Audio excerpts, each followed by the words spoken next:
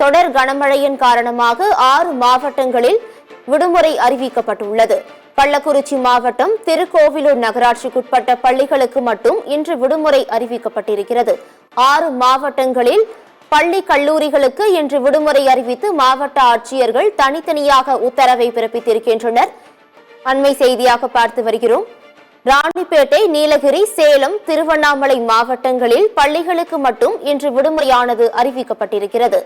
மேலும் கடலூர், விழுப்புரம் மாவட்டங்களில் பள்ளி கல்லூரிகளுக்கு இன்று விடுமுறை அறிவிக்கப்பட்டிருக்கிறது.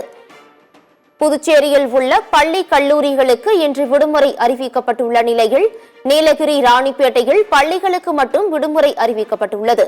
கிருஷ்ணகிரி மாவட்டத்தில் ஊத்தங்கரை, போச்சம்பள்ளி ஆகிய 2 தாலுகாக்களில் உள்ள பள்ளிகளுக்கு மட்டும் இன்று விடுமுறையானது அறிவிக்கப்பட்டிருக்கிறது.